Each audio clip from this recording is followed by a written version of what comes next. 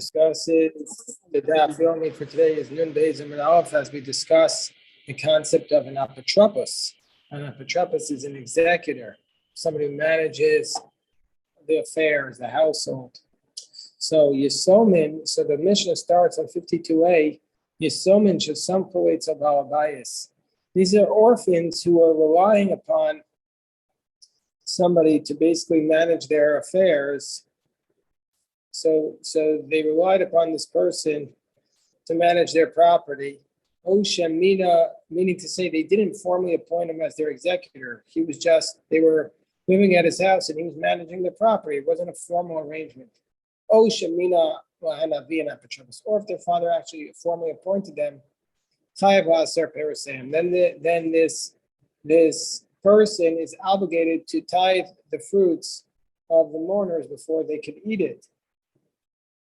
And because the Rambam explains, because an executor is not allowed to feed the orphans, something that's prohibited.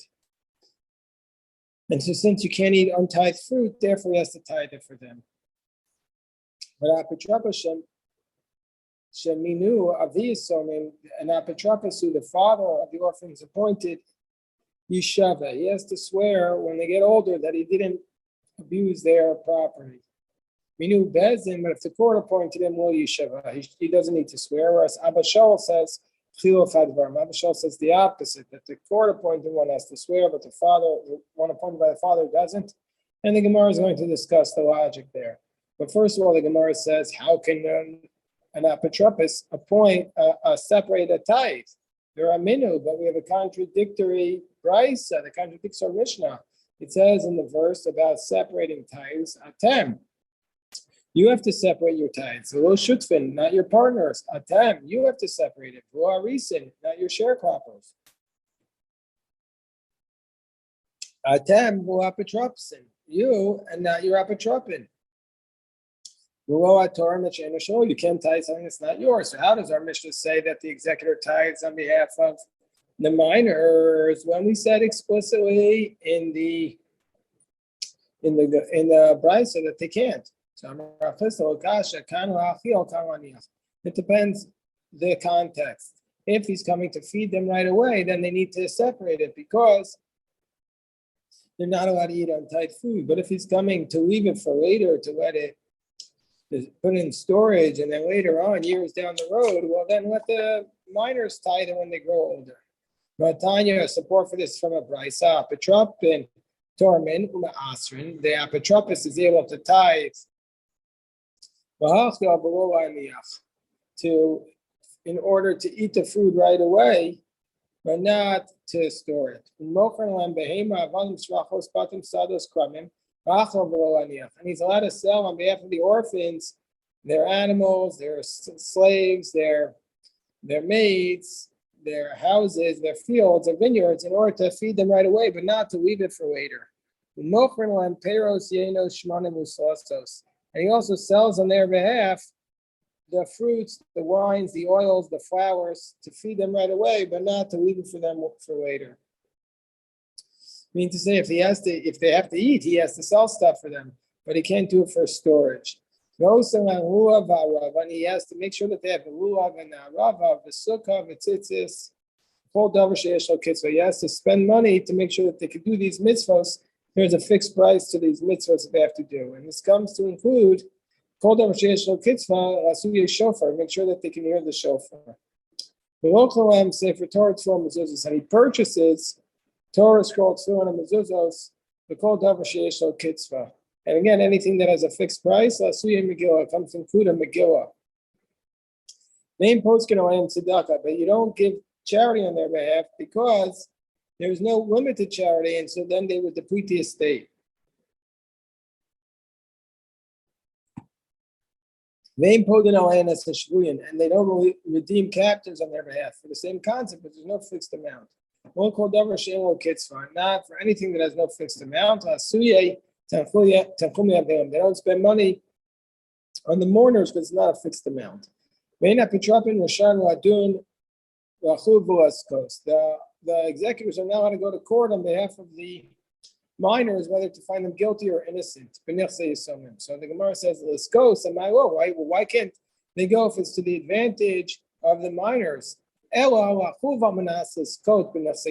it means, like Rashi explains this phrase, is that they can't go to court if they're going to be found liable for the orphans. Meaning to say, if they go to court and they lose, the orphans don't have to pay. Of course, why would anybody want to go to court with orphans then? It's a no-win situation, literally. So that's why some say that if it's an estate, you have to wait for them to grow older in order to litigate with them. They can't sell property that's far away and use it to buy property close by. But you have for bad property, buy better. My time, where the reason is the Dilma Mishtadfin, because maybe the property will get ruined and then their business deal will cost the executors. And they're not allowed to sell. The executors are not allowed to sell fields and purchase slaves of Mokrin Avadim, but they are allowed to sell the slaves and purchase fields. Shimon Gamliel says, they can't even sell the slaves, which is a risky investment to purchase the fields. My time with Dilma will Mishafim, because maybe they're, as what would happen is the people will make a challenge to the fields, and it's not going to be an easy transaction. And the Apotropin are not permitted to free the slaves. But they're allowed to sell to other people, and other people can free them. Because they don't own the essence of the slave. Rabbi says, I say the slave can give the money himself to the apotropos, and then go free. Because it's like he's selling the slave to himself. And at the end, when they grow older and the executor's time is done, he has to calculate with them the expense. Rashbag says, Rashbag says he doesn't need to do that. You can't make an executor from women, slaves, or minors. Women, because they don't typically do business deals. The slaves, because they're not trustworthy. And the minors, because they're not of agency. Mina and Avi Yosomin are just the other. If the father appointed them, then he can do whatever he wants. So now we have some stories. There was an apotropos, David Bishop Ruvusei de Rabbi Meir. There was an apotropos who was in the neighborhood of Rabbi Meir, that become a Zabin Ara.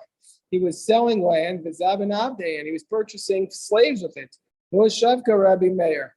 Rabbi Meir wasn't allowing them to do this. He said it's too risky. So they came to him in a dream and they said, and they quoted him in the dream the phrase, Anila Aros Vatavav Nos, meaning to say that my plan was Anila Aros, or we've trying to destroy and you're trying to build, meaning to say we want to deplete the estate. It's the decree from heaven. I feel Omer didn't listen. He says, Divrei Chalomos, Mamalan Vomoridin. Dreams you don't listen to. They don't raise you up and take you down. Don't pay attention to the dreams. Murrah says a story now. Hanu Beitrei to Igribu Satan. There were two people who the Satan caused to fight. To call Beit Shimsha every Erev Shabbos, have a kominza ba'adadi. Every time the sun was setting, basically on Erev Shabbos, they were fighting with each other. Ikwa Rabbi Meir Rabbi Meir came there. Achbinu Twasa Beit Shimsha. He waited there for 3 sunsets in a row, 3 Erev Shabbos in a row. Ada Avalu Shalma, until he made peace. Shamei de Ka'amar, he heard that the Satan said, Vaida Afke, woe that you've kicked Rabbi Meir, woe that Rabbi Meir has kicked this man out of his house. Meaning to say they were fighting at sunset, fighting on Erev Shabbos, and he kicked him out of the house. By the way, so we see from here, who was the 2 people who were fighting in Erev Shabbos? Presumably it must have been a husband and wife. The other ones were together every Erev Shabbos. And so then the Satan was causing them to fight. And when does the Satan cause them to fight? At sunset. We see sunset is like the metaphor for the end of the day. Sunrise is the beginning of the day. Sunrise when everybody's getting along. Nates symbolizes everybody getting along. Sunset symbolizes the fighting. that's when the Satan is coming to get us. We have to defeat the Satan by not fighting at sunset. Who apotropis? There was an apotropis, the Rabbi Shavusa, the Rabbi Shulon Levi. He was in the neighborhood of Shulon Levi, the Kamazabin Arab Azabin Ture. He was selling the land and purchasing the oxen. Even though it was risky, Rabbi Shulon Levi didn't say anything to him. Why? Some like Rabbi Yossi, Rabbi Shulon Levi held like Rabbi Yossi, who taught Rabbi Yossi, Ishti was shori. I never called my wife, and my ox.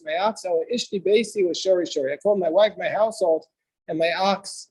Bashori Sadai. I called it my field. So my ox has the status of a field, so therefore he allowed it. There were these two orphans who were basically being somchen. They were relying upon this Safta, this elder woman, to support them, to be their executor. They had an ox. Shako, she took the ox, was a binte nilayu. She sold it from them. Also, Krovim were coming to Rav Nachman. The relatives came to Rav Nachman. They said to him, they said to him, what can we do? Dizabna. She sold their ox. He said to them, Yisom Shasampo Etzabalbayas. He said, yeah, these Yisomim were relying upon their Balabayas. Yisom Shasampo Etzabalbayas. These Yisomim were relying upon the master of their household. Mar says, Vayakar Bershusa. He said, yeah, but it doesn't matter. The ox went up in the value of they lost money. It went up in the value of the person who bought it. So Rav Nachman says they lost money because she sold it, she was allowed to, and it went up in the other person's possession. So they responded, dummy. Yeah, but they never took the actual money. Even though we pulled it, they never took the money for it. So he says, oh. So Rav Nachman says, this is a teaching that Rav Chanilai Bar Idi taught, that we're going to treat the Yisomim, the Ketanim, these orphans, with a law similar to Hektish, Harein Hektish, so like temple property. That even though they pulled it, even though the person they sold it to pulled the ox, unless the estate actually got money, the transaction was not established in. So therefore they can renege on the deal. So we had the wine of Rabbana Ukfa Yasmin, the orphan Rabbana Ukfa.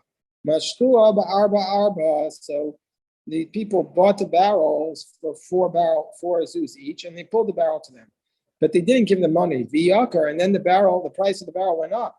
The kamba shisa, it was worth 6 each. Also coming to Rav Nachman, so they came to Rav Nachman.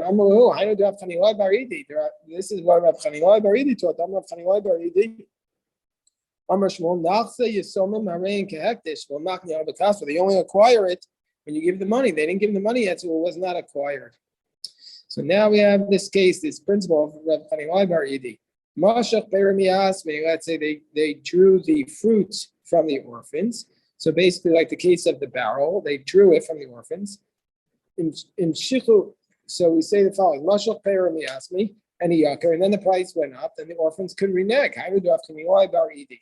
That's the principle of Rav Chanilai Bar Idi. Zol, but let's say the price, meaning say they can renege. The orphans can get there, can charge more money. Zol, but let's say the barrel went down. The opposite. Well, then we're not going to judge them stricter than hektish, meaning to say that the person who bought it for 4 now went down, and now it's only 3. He can't renege on it because he did a kinyan, and so therefore he's in trouble. Let's say the orphans are the ones who drew the wine to them. Iyakar, if it went up, meaning the person who sold it to them can't say, "Oh, now I want 6," because that's the regular way a deal is done. But Zol, let's say the price goes down, and now the orphans want to renege. So they said, "Okay, well, this is the principle of Rav Chanilai. The orphans can return it." So Rav Shisha says, "No, this is going to actually be bad for the orphans. The zimnin the mitzdachu peri. Sometimes they're going to need produce desperately, and nobody's going to give it to them until they actually pay the money for it. So therefore, it says we're not going to give it to them until so therefore they can't renege. Even if the price went down and they want to return it and get it for a better price, they're not going to be able to do it. Yavi Yasmi Zuzi, let's say you gave the orphans money pay for the fruit, you gave the orphans for a barrel of wine, you gave them $4. And now the barrel went down before they dragged it to them. Zol, so the barrel went down. And so we say, so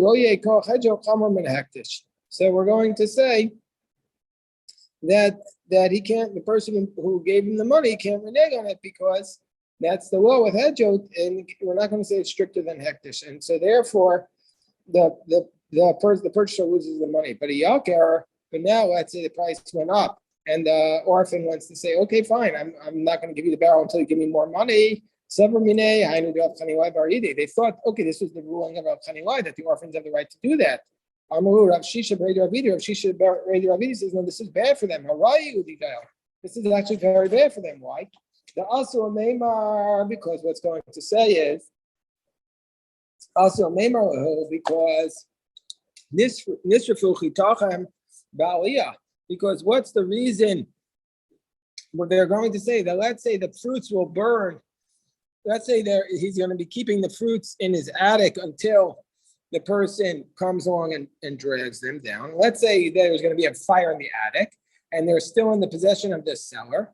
He's going to say that that's the loss of the orphans, because the sellers will say that it's your wheat because you purchased it for money, and so therefore the Chachamim said in this case that the seller can return so that the seller is able to save his property.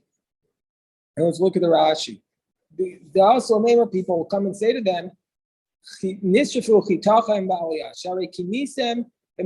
purchased it with money, and so therefore it's yours. And if you want to say they can't say this, because when the orphans lose money, because if the orphans are losing money, we say that we're not going to say that the hedger is more power than the hektish. That's not that we don't say that. Because since with respect to reneging on it, it's not in the possession of the seller. Also, with respect to a fire, we're going to say it's not in his possession. Because the reason why, with respect to a hedger, we say it's in the possession of the seller for fire. So that's because with that, I know he has the permission to recant. The last case about this situation, let's say they gave money to the orphans for the produce, and the yakar, but it went up. Being the produce, he gave him $4, but now it's worth $6. Meaning to say that we're not going to give hedjo, the non-hektish, more power than the hektish. And so therefore, since if he would have purchased it from a hedjot, he would be able to recant on the deal as long as he didn't draw the fruit. So for sure, in this case, the orphans can renege on it. So the Gemara says, but if let's say the fruits went down in value, and the seller and the purchasers want to go back, we said, okay, they can't go back on it because that's Rav Chanilai Bar Yidi said this. The orphans could go back and not the purchasers. No, this will be a bad deal for the orphans in the end. Sometimes they'll need the money. Nobody's going to give him the money until he gives them the fruit. And so therefore, in the end, it will be worse for the orphans. So now the Gemara tells us a series of stories of Rav Ashi, Anav Rav Kahana, Chasmina Nashtara, the Imai Dezire. So he said, we on Rav Kahana, we were signatories on a sale of the mother of Zeira, who was an orphan, and they sold his real estate in order. Why do we allow his real estate to be sold? The Mizamna Ara Lachraga below Akrasta. They allowed his real estate to be sold to pay a tax, a pressing tax, without first making, the due diligence sale, without making a proclamation in the newspaper, a public notice, meaning they took the first offer, or they took a hurried offer. Why? because we're allowed to do that. If it's a pressing situation, you could sell it under extenuating circumstances, like for a tax, for support, for burial expenses. You sell without first making the proclamation, the public notice. Amram Tzava, Apatrapa Diasmi. Amram Tzava was an executor of an estate of orphans. Also, the relatives came in front of Rav Nachman and they said to him, they say, look, they complained about him. They say, look, he's wearing the clothes of the orphans. He says, yeah, he has to dress fancy because we want people to listen to him. But then they say, they said, yeah, but he's getting a big expense account for his lunches. He's eating and drinking from them. He's doing it. And he's not wealthy. How's he affording lunch at the Prime Grill? So the Gemara says, "Emer Mitzia Ashkaf." So Rav Nachman says, "Yeah, that's no proof. Maybe he found he won the lottery." The Gemara says, "Well, come Mavsid. Yeah, but he's ruining the property." Amar lo Aisui Saadi the Mavsid Basal Kine. He says, "Oh, if he's ruining it, bring me witnesses that he's ruining the property, and I'll get rid of him." Damar Afuna Chavon Mishmei. Damar Afuna Chavon. Afuna, our friend, taught in the name of Mishmei the Rav. Apotropos the Mavsid. Apotropos is losing property. Misal Kine way. We get rid of him. We kick him out. The Inmar Apotropos the Mavsid. Apotropos is losing property. Rafuna Marav Misal Kine way. We get rid of him. To Bay Rabbi Shua, I mean, one Misal Kine way. He said, no, even if he's losing, that's not grounds to remove him. You get rid of him under those circumstances. Mara says, it's in our Mishnah, if the father of the orphans appointed him, then at the conclusion he has to take an oath that he didn't take anything. My time, because the oath is not going to be a disincentive for him to do his job. If he didn't get some benefit from the fact that the father appointed him, he clearly enjoys his role, otherwise he wouldn't do it.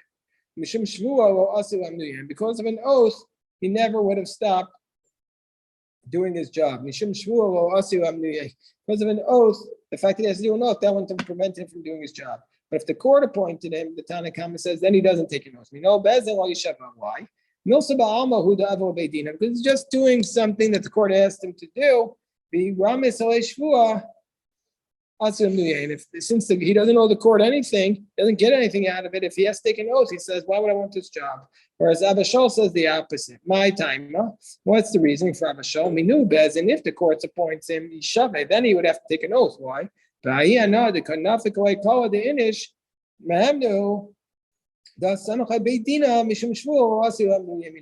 Because listen, he says the court's going to appoint me, and for that reason, if the court's appointing me, then it's clearly I'm a trustworthy person. Everybody's going to go around and recognize him as a trustworthy person. They're all going to say, look, this is the guy, he's a special counsel appointed by the court.